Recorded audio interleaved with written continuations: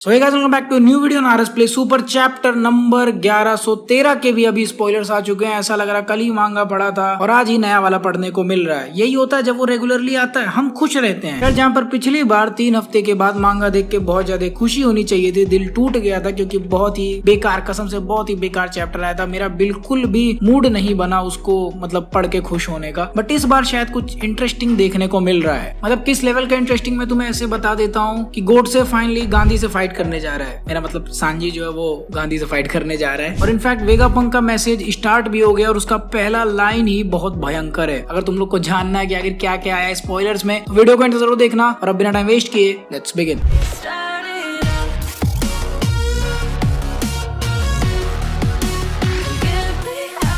तो chapter number 1113 अभी जब मैं रिकॉर्डिंग कर रहा हूँ इसका टाइटल अभी तक रिवील नहीं किया गया। ऑल्दो टाइटल बहुत इंपॉर्टेंट होता है, काफी सारी चीजें पता चल जाती हैं। पिछले चैप्टर का जो टाइटल था उसमें मैंने प्लैनेट्स वाली बात नहीं की थी क्योंकि वो एस्ट्रोलॉजी से रिलेटेड था। जो प्लैनेट्स सेट हो जाते हैं ना हमारे नक्षत्र में, वो उसी से रिलेटेड वो टाइटल था। खैर इस चैप्टर की बात करें तो तुम लोग सोच रहे होगे कि आखिर वेगापंक बुड्ढे का सर कहाँ है, क्योंकि उसके सर पे तो सेब है, तो उसका ओरिजिनल सर कहाँ पर है। तो जैसा कि तुम लोग को पता है कि जो पंक रिकॉर्ड्स है उसी में वेगापंक का सारा इन्फॉर्मेशन है। और फाइनली जो अपना मार्स है, यानी कि जो चिड़िया सा दिखने वाला गोरोसेस के पास बर्ड वाली एबिलिटी है, वो उसके अंदर घुस गया है और उसने वेगापंक का बड़ा सा भेजा देख लिया और वो देख के उसको शॉक हो गया कि इतना बड़ा भी ब्रेन हो सकता है क्या। मैं भी एक्चुअली में पैनल देखना चाहता हूँ, क्या सच में उसका एक्चुअल खुला हुआ ब्रेन वहां पर रखा हुआ है और आखिर उसका ब्रेन कितना बड़ा हो गया है। खैर जब इन लोग को पता कि वेगापंक की बुद्धि इतनी बड़ी है और फिर भी ये लोग गए थे ये सोच के कि एक छोटा सा स्नेल तबाह कर देंगे और सारा रुक जाएगा हिसाब, तो भाई ऐसा नहीं है क्योंकि वेगापंक ने उनको चूतिया बना दिया और अगर वो स्नेल को डिस्ट्रॉय कर भी दिया तो भी कुछ भी नहीं होता। वो लगातार ही जो ब्रॉडकास्ट है वेगापंक का वो चलता रहता है। और फाइनली जो हम इतने समय से इंतजार कर रहे थे कि आखिर वेगापंक के 10 मिनट कब खत्म होंगे और उसका जो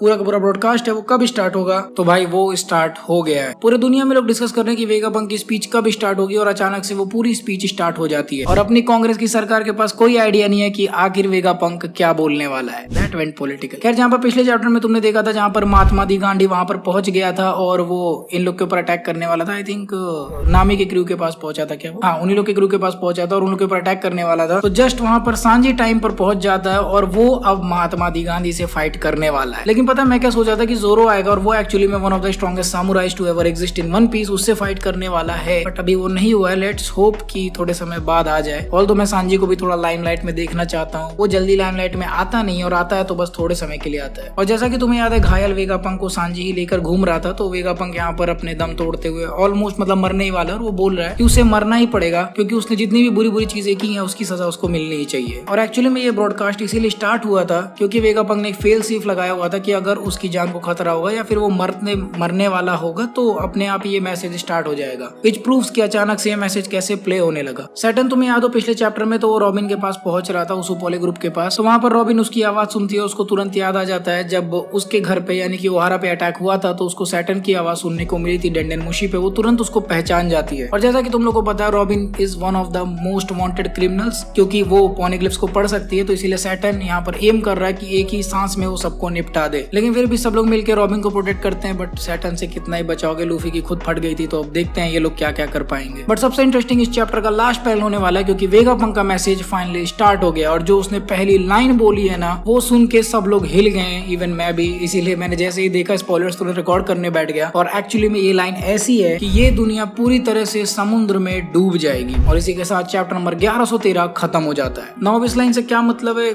इसके बारे में कोई भी आइडिया नहीं है किसी को, क्योंकि लूफी का जो रेड लाइन है जिसको वो तबाह करने वाला वो एक फैन थ्योरी है जो कि बहुत पॉपुलर चलती है। मे बी उसकी वजह से बहुत बड़ी बाढ़ आ सकती है जिसकी वजह से मे बी एक बहुत बड़ा फ्लड आ जाए, but we still don't know. और अगर इतना बड़ा फ्लड आने वाला है तो इतना सारा पानी आएगा कहाँ से, ये भी एक सोचने वाली बात। अब देखो एक्चुअल में क्या होने वाला वो तो पैनल देखने के बाद ही पता चलेगा। और मे बी और भी कई सारी थ्योरिस्ट लोग आएंगे ट्विटर पे, तो वो सब मैं पढ़ के रिसर्च करके तुम लोग को बताऊंगा। बट फिलहाल के लिए लेट्स वेट अंटिल मांगा अराइव्स। बट तुम लोग बताओ इस बार का स्पॉइलर सही है ना? मुझे पिछले वाले से बहुत ज्यादा बेटर लग रहा। फाइनली स्टोरी कहीं तो पहुंच रही है। 10 मिनट पे जो झिलाया है ना 1-1.5 महीने से वो खत्म हो रहा है। अब अगर तुम लोग को ये वीडियो भी अच्छी लगी स्पॉयलर्स के साथ तो फटाफट वीडियो को लाइक कर दो, नहीं पसंद आए तो भी लाइक कर देना। चैनल को भी सब्सक्राइब कर लो, तुम लोगों ने बहुत टाइम से सब्सक्राइब नहीं किया, फटाफट सब्सक्राइब कर लो। अब तो मांगा रेगुलर आने लगी है तो वीडियो भी रेगुलर मिलने लगेगा। मैं तुम लोगों से मिलूंगा अगले वीडियो में। So until the next one, play on.